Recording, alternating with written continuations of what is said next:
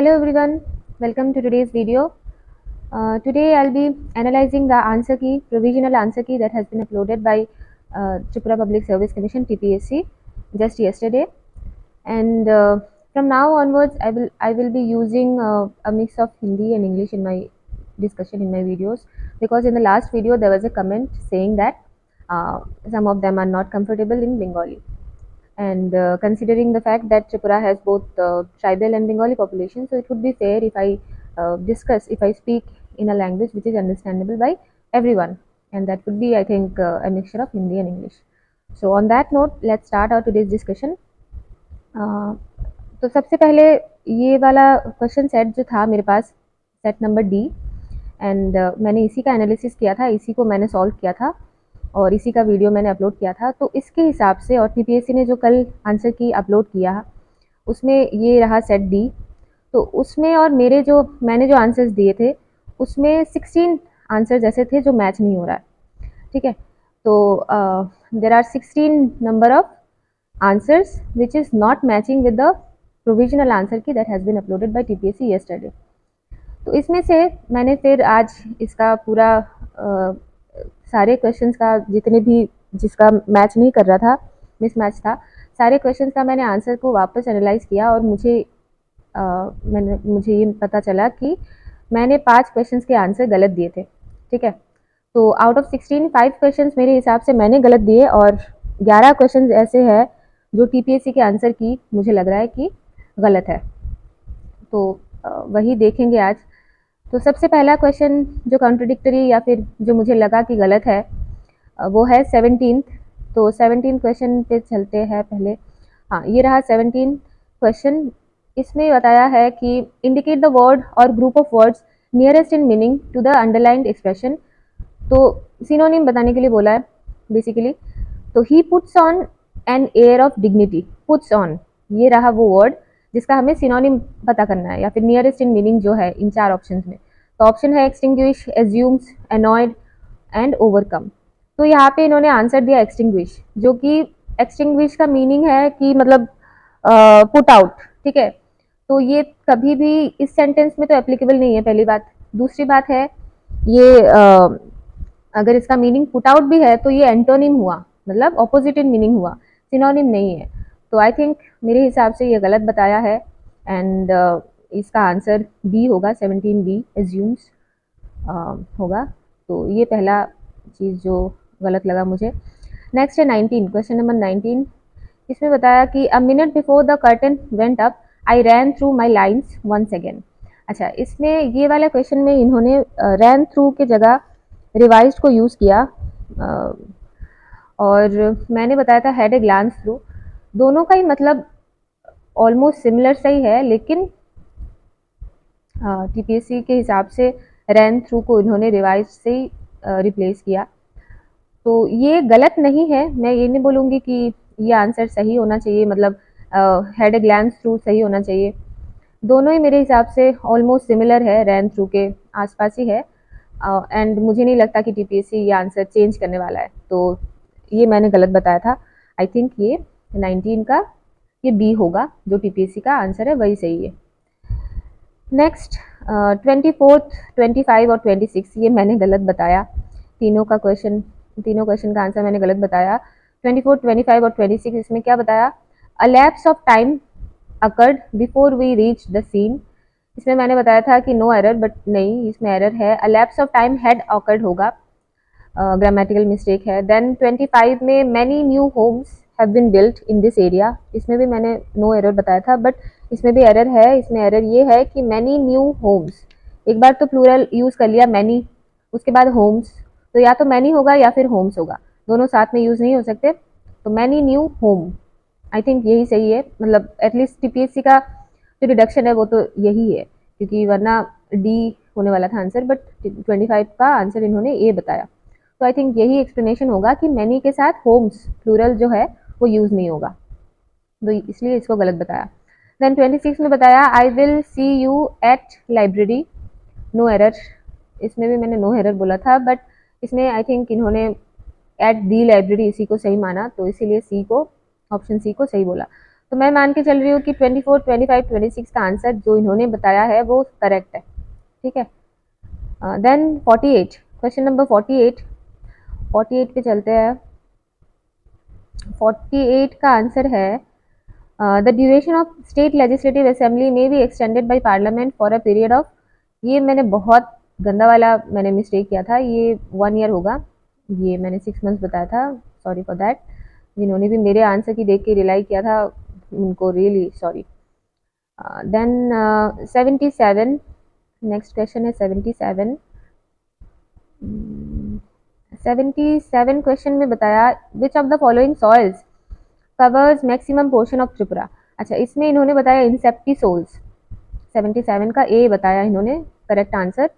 But मेरे हिसाब से ये मेरे टाइम पे कुछ नोट्स बनाया था मैंने त्रिपुरा के ऊपर, आज मैंने वो नोट्स खोल के देखा तो मुझे प्रीलिम्स के बहुत सारे क्वेश्चंस मुझे दिखे जो उस नोट्स में है, तो मैं आपको दिखा देती हूँ। ये रहा 15 सितंबर 2019 में मैंने ये नोट्स बनाया था, ये एक गवर्नमेंट वेबसाइट से लेके मैंने बनाया था, और उसी में ये बताया हुआ है कि त्रिपुरा के सॉइल के बारे में बताया हुआ है। तो reddish yellow brown sandy soil जो है इसी को बोलते हैं इंसेप्टिसोल्स, इंसेप्टिसोल्स। तो ये जो है ये second most dominant type of soil है, कवरिंग 33.06%, और मोस्ट डोमिनेंट या फिर सबसे ज़्यादा जो सॉइल पाई जाती है त्रिपुरा में वो है red loam and sandy loam soil, जिसको बोलते हैं अल्फीसोल्स, ठीक है। तो इसके हिसाब से तो ये क्वेश्चन इन्होंने गलत बताया आंसर इसका, इसके हिसाब से आंसर होना चाहिए डी अल्फीसोल्स, बट अभी मुझे नहीं पता, इसलिए मैंने इस पर कोई मतलब कुछ टिक या क्रॉस या राइट कुछ दिया नहीं, बट मुझे नहीं पता। आई थिंक इसका आंसर अल्फीसोल्स होना चाहिए, आप लोग कमेंट सेक्शन में बता देना। देन नेक्स्ट जो कॉन्ट्रडिक्टरी क्वेश्चन है वो है 84 और 85, 84 और 85। हाँ, ये रहा which of the following coast generally remains dry during July August. इसमें इन्होंने बताया 84 का डी, 84 का डी और 85 का ए बताया। 84 का डी है मालाबार कोस्ट, लेकिन आंसर इसका होना चाहिए कोरोमंडल कोस्ट। अब जुलाई अगस्त में जो होता है रेन, वो साउथ वेस्ट जो मानसून है उसी के वजह से होता है। तो आप लोगों को एक बार मैं मेरा सोर्स दिखा देती हूँ, ये रहा मैप, ठीक है, इंडियन कोस्ट का ये मैप है। Malabar coast is this side, eastern western side में है, ये केरला जो कोस्ट है इसी को मालाबार कोस्ट बोलते हैं, और कोरोमंडल कोस्ट जो है वो तमिलनाडु के साइड का जो कोस्ट है, ईस्टर्न साइड का वो कोस्ट है कोरोमंडल कोस्ट। अब साउथ वेस्ट मानसून का मैं एक वो दिखाती हूँ डायरेक्शन, ये रहा साउथ वेस्ट मानसून का। तो इसके हिसाब से देखिए ये रहा वेस्टर्न घाट्स वाला जो पोर्शन है, यहाँ पे बारिश होती है during this June July August season, और उसी टाइम पे पैरेलली बे ऑफ बंगाल के साइड से गुजरता है, मतलब coast of the Coromandel coast के पैरेलली गुजरता है साउथ वेस्ट मानसून। तो क्या वो रेन शेडो जोन में आ जाता है, मतलब उस टाइम पे कोरोमंडल कोस्ट जो है वो ड्राई रहता है। तो आई थिंक इसका क्लियर कट आंसर है कोरोमंडल कोस्ट, बट इन्होंने मालाबार कोस्ट बताया, मुझे कमेंट सेक्शन में बता देना अगर मैं गलत हूँ तो। नेक्स्ट है 85, the valley of Kashmir lies between. ये बहुत ही डायरेक्ट क्वेश्चन है, पता नहीं इसका आंसर इन्होंने पीर पंजाल एंड काराकोरम रेंज दिया, बट ये इसका आंसर होगा पीर पंजाल एंड जंस्कार रेंज। अब सोर्स बता देती हूँ कहाँ से मैंने देखा ये रहा जो Kashmir valley, valley of Kashmir जो है, दिस इज द, ये जो ऑरेंज मार्क पोर्शन है this is the valley of Kashmir, और ये रहा पीर पंजाल रेंज, और इसके पैरेलली वैली ऑफ कश्मीर के जस्ट ऊपर से है जस्कार रेंज, और सबसे नॉर्दर्न मोस्ट जो हमारा इंडिया का बॉर्डरिंग नॉर्दर्न मोस्ट जो रेंज है वो है काराकोरम। तो जो वैली है द वैली ऑफ कश्मीर, छोटा सा एरिया है वैली ऑफ कश्मीर, वो जंस्कार और पीर पंजाल रेंज के बीच में ही है। वो काराकोरम जो है वो एकदम नॉर्दर्न बॉर्डर हो गया, मतलब अगर होल एज ए होल जो जम्मू एंड कश्मीर जो स्टेट है उसकी बात करें, इंक्लूडिंग गिलगित बल्तिस्तान, लद्दाख, ये सब, तब वो काराकोरम और पीर पंजाल के बीच में आ सकता है, बट यहाँ पे सिर्फ कश्मीर वैली के बारे में पूछा है, ठीक है। तो उसके लिए मुझे लगता है कि ज़ांस्कार और पीर पंजाल ही सही आंसर है। कमेंट सेक्शन में बता देना अगर मैं गलत बोल रही हूँ कुछ तो, ठीक है। नेक्स्ट क्वेश्चन जो मुझे लगा कॉन्ट्रोडिक्टरी है, that is question number 132 and 133। अच्छा, 132 और 133 आई थिंक ये न्यूमेरिकल एबिलिटी के क्वेश्चंस है। हाँ, ये वाले 132 एंड 133। अच्छा, इसमें इतना सिली मिस्टेक है टीपीएससी के on behalf of TPSC, I don't know क्या बोलना चाहिए इसमें। एक चीज देखो, इसमें बोला है क्वेश्चन में 1 4 third root of 4 then square root of 5 then fourth root of 12, ठीक है। ये है क्वेश्चन, और इसका जो इन्होंने सही आंसर बताया 132 का, इन्होंने क्या बताया, बी बताया। 132 का बी में ये क्वेश्चन में जो नंबर्स है वही नहीं है इसमें। इसमें दिया हुआ है 1 square root of 5 fourth root of 12 और थर्ड रूट ऑफ 5, मतलब क्वेश्चन में दिया है थर्ड रूट ऑफ 4 और आंसर बता रहे हैं थर्ड रूट ऑफ 5। बस इस नंबर्स को, ये जो 4 नंबर है क्वेश्चन में दिए हुए, उनको असेंडिंग ऑर्डर में अरेंज करना था, और इन्होंने जो आंसर बताया, जो ऑप्शन बताया, उसमें ये 4 नंबर है ही नहीं, ठीक है। एक नंबर को इन्होंने कुछ और बता दिया, 3 नंबर सेम है और एक नंबर कुछ और है, तो ऑब्वियसली गलत है। देन 133 में ये भी एक न्यूमेरिकल एबिलिटी के क्वेश्चन है। इसमें इन्होंने एक अलग ही कैलकुलेशन किया। क्या किया इन्होंने, the area of an equilateral triangle is equal to the area of a square whose diagonal is 10th root of 3 centimetre. अब ये जो 10th रूट ऑफ 3, ये रूट स्क्वायर रूट के अंदर इन्होंने 10 को डाला है ना ऊपर करके, तो ये तो 10th रूट ऑफ 3 हुआ है ना। इसको तो 10 multiplied by root square root of 3 नहीं कर सकते ना इसको। तो इन्होंने क्या किया, इन्होंने जो सॉल्व किया आंसर, अब बोला कि then the area of the square drawn on a side of the triangle is, square का एरिया बताना था। अब इन्होंने जो कैलकुलेशन किया, जिसके बाद ये बी, ऑप्शन बी आया इनका आंसर, उन्होंने क्या किया, 10 into 10 multiplied by square root of 3 centimetre को डायगोनल मान के इन्होंने ये क्वेश्चन सॉल्व किया, जो कि गलत है, क्योंकि यहाँ पे एकदम, मतलब इसको प्रिंटिंग मिस्टेक भी नहीं बोल सकते ना, ये तो क्लियर कट दिख रहा है कि वो जो स्क्वायर रूट का जो ये वाला पोर्शन है उसके अंदर वो 10 लिखा हुआ है, उसका मतलब यही है कि 3 टू द पावर 1/10, ठीक है। तो इसको इन्होंने अपने हिसाब से उन्होंने कर दिया कैलकुलेशन, जिसके बाद ऑप्शन बी आया इनका आंसर। तो मेरे हिसाब से ये भी गलत है, आप लोग बता दो कमेंट सेक्शन में कि मैं गलत बोल रही हूँ कि नहीं। अब नेक्स्ट क्वेश्चन है 139। 139 ये है the largest tribal community in India. ये मैंने संथाल बोला था, actually Santhal is the community which is spread over the most of the states, ठीक है। तो लार्जेस्ट ट्राइबल कम्युनिटी जो है, इन्होंने शायद इनका मतलब यही है, जो एग्जामिनर है उनका मतलब यही है कि largest tribal community in India by population. तो as per the last census which was in 2011, उसमें जो भील कम्युनिटी है उनका पॉपुलेशन सबसे ज़्यादा था, तो इस हिसाब से लार्जेस्ट जो है वो भील हुआ। तो 139 सी, तो ये मैंने गलत बताया, आई थिंक ये 139 सी होगा आंसर, इसका करेक्ट है इनका। देन नेक्स्ट मैं बताऊंगी 170। Question number 170 and 175।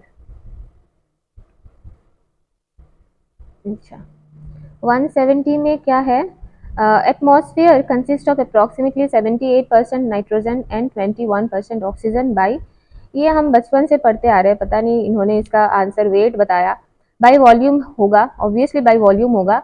By wait जो है इसका भी एक कैलकुलेशन है जो कि मुझे अभी याद नहीं है, बट मैंने नेट पे सर्च किया था। बाई वेट 77% अप्रॉक्सीमेटली है नाइट्रोजन का और 23% है अप्रॉक्सीमेटली ऑक्सीजन का, ठीक है। तो जो हम हमेशा 78 और 21 का जो कंपोजिशन बताते हैं ना, वो हमेशा बाई वॉल्यूम ही होता है, और थोड़ा सा अदर गैसेस होता है, वो जो रिमेनिंग 1% है वो कवर करती है, ठीक है। तो ये वॉल्यूम है, इसका आंसर 170 का ए होगा। नेक्स्ट क्वेश्चन है 175। इसमें बताया कि relative contribution of the green house gases to the global warming in decreasing order.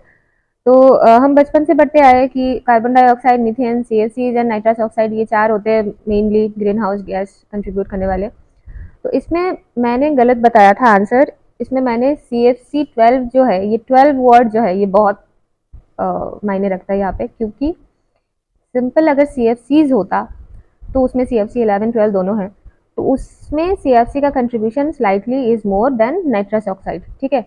तो उस केस में 1 2 3 4 सिंपल होता, लेकिन जैसे ही CFC 12 बता दिया तो सबसे ज़्यादा कंट्रीब्यूशन है carbon dioxide, then methane, then nitrous oxide, then CFC 12। तो यहाँ पे मैंने गलत बताया था। तो 175 जो है उसका आंसर ये बी करेक्ट है। अब क्वेश्चन नंबर 189 पे आते हैं। 189 पे बताया कि पॉइंटिंग टू अ फोटोग्राफ, इसके बारे में मैंने पहले भी बताया था कि इस क्वेश्चन में या तो मदर होगा या फिर आंट होगा। यहाँ पे she is the only sister in law बताते तो वो मदर होता, और अगर ओनली नहीं बताया तो वो आंट भी हो सकती है, मदर भी हो सकती है। लेकिन इन्होंने आंसर बताया none of this. None of this नहीं होगा यहाँ पे, क्यों? क्योंकि नन ऑफ दिस का क्या मतलब है कि मदर भी नहीं है, आंट भी नहीं है, सिस्टर भी नहीं है।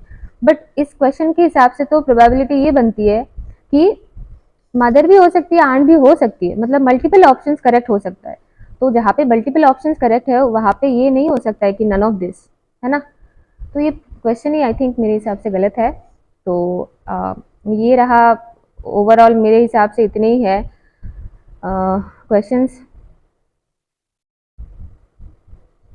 जो मैंने आंसर बताया था उससे कंट्रडिक्ट कर रहा था। तो इसमें क्लियरली कुछ क्वेश्चंस जैसे 10 नहीं 9 क्वेश्चंस तो मुझे क्लियरली लगा कि गलत है। अब बाकी 2 क्वेश्चंस में ऐसा है कि अब TPSC के ऊपर निर्भर करता है वो लोग क्या देते हैं आंसर, बट मेरे हिसाब से I think at least 9 questions are wrong. तो आप लोग आपके भी एनालिसिस जो आपने किया है वो बता देना कि इसके अलावा भी और कुछ है क्या गलत, या फिर इसमें जो मैंने जिनको गलत बताया वो सही है क्या। तो कमेंट सेक्शन में वो बता देना। और जो भी क्वेश्चंस गलत यहाँ पे मैंने बताया या फिर तुम लोगों ने खुद ने देखा है कि गलत है या फिर कंट्रोवर्शियल है, वो उनका एक साथ कुछ 10-12 लोग एक साथ चले जाना और रिप्रेजेंटेशन लिख के दे देना। सिंगल भी जा सकते हो, कोई ऐसा इशू नहीं है। और जितना जल्दी हो सके वो रिप्रेजेंटेशन TPSC को लिख के दे देना, अच्छे से एक्सप्लेन करके लिख के दे देना, क्योंकि उसी के ऊपर जो फाइनल आंसर की है वो बेस करेगा। और रिजल्ट भी I think with in 1 month result declare हो जाएगा प्रीलिम्स का। तो जितना जल्दी हो सके रिप्रेजेंटेशन लिख के दे दो। और रिगार्डिंग कट ऑफ के लिए मैं ये बोलूँगी कि मैंने पहले शुरू में ही बताया था कि इट वुड नॉट क्रॉस 105, और अगर क्रॉस करेगा भी तो 105 से 115 इस रेंज में रहेगा। बट ये आंसर की आने के बाद जिन बच्चों का आंसर स्कोर 105 या 110 आ रहा था उनका वो कम होके 100 से भी नीचे आ गया। तो इस आंसर की पे बेस करके वो डिमोटिवेट होने की ज़रूरत नहीं है। अभी wait for the final answer की and wait for the result I would say, ठीक है। कट ऑफ को एज्यूम करने की ज़रूरत नहीं है, रिजल्ट तक वेट करो इन द सेंस प्रिपरेशन जारी रखो, मेंस का प्रिपरेशन करते रहो, क्योंकि it would obviously help you. अगर नहीं भी हुआ तो भी वो जो प्रिपरेशन आपने मेंस के लिए किया है वो किसी और एग्ज़ाम में काम आ जाएगा, वो ख़राब नहीं जाएगा, ठीक है। तो मेंस का प्रिपरेशन जारी रखो। और I will be making the next video would be on ऐसे राइटिंग, ठीक है। तो ऐसे राइटिंग के लिए मैंने थोड़ा बहुत कुछ मटेरियल कलेक्ट किया है, उस पर रहेगा नेक्स्ट वीडियो। एंड तब तक के लिए bye bye, tata and have a great day. Thank you.